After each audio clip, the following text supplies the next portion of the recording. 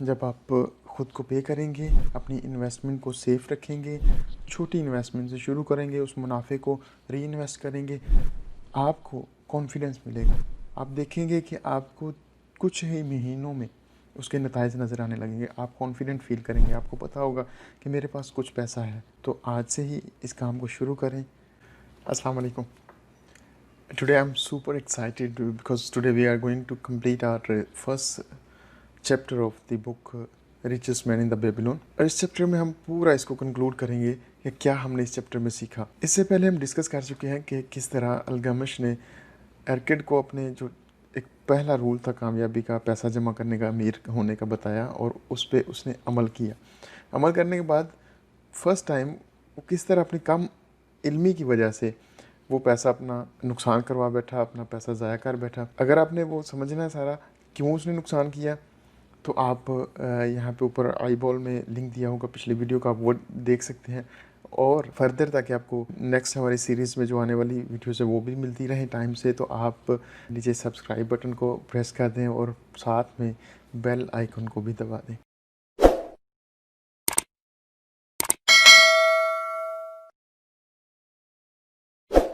जी, तो हम जानते हैं कि एरकिड ने जो फर्स्ट अपने ईयर सेविंग की थी वो अपनी कम इल्मी की वजह से एक कुम्हार को दे दी, उससे हीरे जवाहरात ख़रीदने के लिए, क्योंकि वो कहीं दूर सफ़र कर रहा था।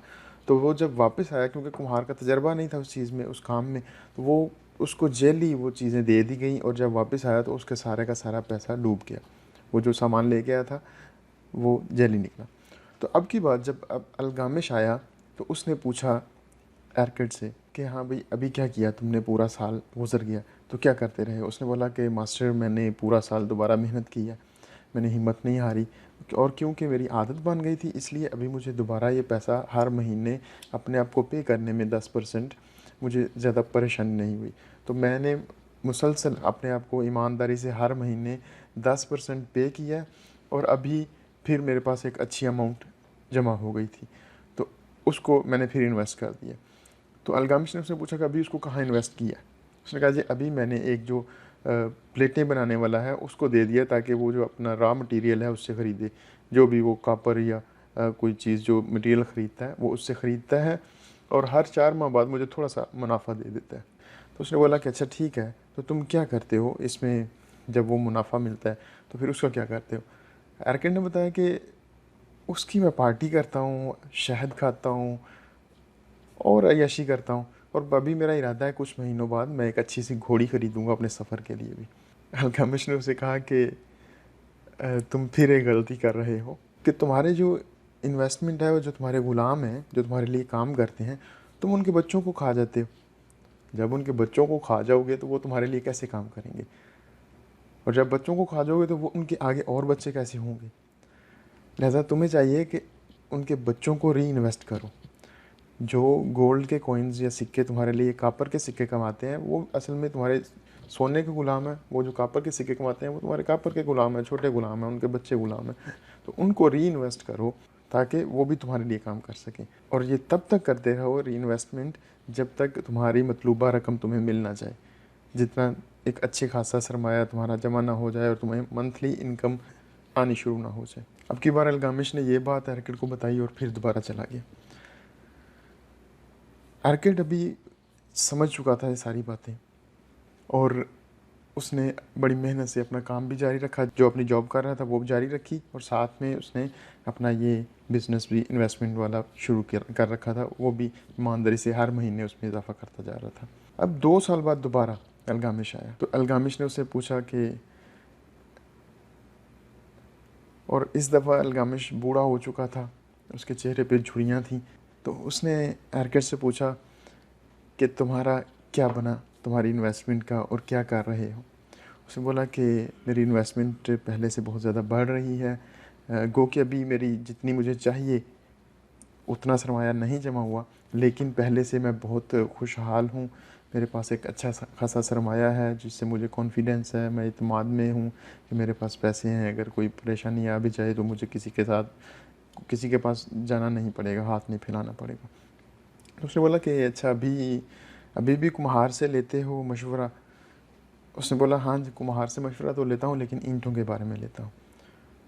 ईंटों के बारे में वो अच्छा मशवरा देता है। तो एरकेड को अल्गामिश ने बोला कि इसका मतलब है कि अभी तुम समझदार हो चुके हो, तुम्हें समझ आ गई है कि एक तो ख़ुद को कैसे पे करना है, अपनी इनकम को कैसे महफूज बनाना है, इन्वेस्टमेंट को कैसे महफूज बनाना है, किस से मशवरा करना है और किस से नहीं करना, और किस तरह अपनी इन्वेस्टमेंट को बढ़ाना है। क्योंकि तुमने 4 साल मेहनत की है, तुमने अपने सारे सबक सीख लिए हैं। तो अभी अगर तुम चाहो तो मेरी एक सल्तनत है छोटी सी, मुझे वहाँ के लिए एक पार्टनर चाहिए, क्योंकि मेरे जो बच्चे हैं उनको तो सिर्फ पैसा खर्च करने का पता है, और क्योंकि तुम सारे कानून सीख चुके हो तो मैं चाहूँगा कि तुम मेरे साथ चलो और उसके सारे इंतज़ामात संभालो। एरकड ने खुशी खुशी हाँ कर दी और वहाँ पे गया, जो कि उसकी काफ़ी अच्छी सल्तनत थी, बहुत बड़ा एरिया था अल्गामिश का। तो अल्गामिश ने उसको उसमें पार्टनर बना लिया। एरकड ने मेहनत की दिन रात, और क्योंकि वो सारे कवानीन पहले जानता था तो उसने उसको दिन रात मेहनत करके मज़ीद उसकी सल्तनत को बड़ा किया। अल्गामिश ने उसके साथ पार्टनरशिप की, उसको अपना हिस्सेदार बनाया, और जब अल्गामिश की डेथ हुई तो एरकड के पास एक बहुत बड़ा सरमाया था। तो ये असल में एरकड अपने दोस्त कूबी और बेंसिर को अपनी पूरी कहानी सुना रहा था। तो अभी कूबी और बेंसिर वो उसको बोलते हैं कि अभी तुम हमें क्या मशवरा देते हो, हमारी तो अभी काफ़ी एज हो गई है, हमें क्या करना चाहिए। तो ये एरकड अपने दोस्तों को मशवरा देता है, और ये मशवरा मेरे और आपके लिए भी बिल्कुल दुरुस्त है। वो कहता है कि सबसे पहले तुम्हारी जो भी इनकम हो, जितनी भी हो, कम हो ज़्यादा हो, उसमें से छोटा सा हिस्सा, मिनिमम 10% खुद को पे करो। इसको एक साइड पे करके उसके बाद अपना जो भी तुम्हारा कपड़ा ख़रीदना, जूता ख़रीदना है वो ख़रीदो। अगर तुम्हारे पास गुंजाइश नहीं बचती अपने खाने पीने से अलावा, तो तुम अपने दूसरे जो ख़रीदारी है उसको कम कर दो, अपने ख़र्चों को कंट्रोल करो, और सबसे पहले 10% खुद को पे करना शुरू करो। और अगर हो सके तो तुम इससे ज़्यादा भी करो, लेकिन उसके लिए ख्याल रखो कि अपनी फैमिली की ज़रूरतें ज़रूर पूरी करते रहना। जब तुम्हारे पास ये इन्वेस्टमेंट के लिए रकम जमा हो जाएगी थोड़ी सी, तो तुम इसको समझदारी से छोटे मुनाफे पे, जहाँ पे तुम्हारी इन्वेस्टमेंट जो है वो सेव रहे, किसी बड़े मुनाफे के लालच में नहीं आ जाना, क्योंकि ये जो ज़्यादा बड़े मुनाफे वाले होती हैं स्कीमें, वो ज़्यादातर फ्रॉड होती हैं। और तुमने बड़े मुनाफे के लालच में नहीं आना, छोटे मुनाफे के लिए जहाँ पे तुम्हारी इन्वेस्टमेंट सेव हो, इसको इन्वेस्ट करना है।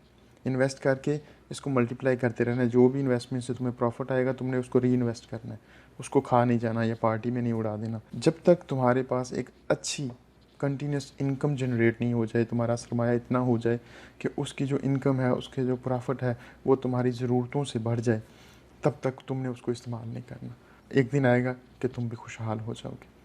तो इस चैप्टर में हमने पूरा क्या डिस्कस किया, उनको मैं वन बाय वन एक बार रिपीट करूँगा। सबसे पहले, सीखने की कोई उम्र नहीं होती। अगर आप कोई स्किल सीखना चाहते हैं तो आप अभी शुरू कर सकते हैं, किसी भी उम्र में आप सीख सकते हैं।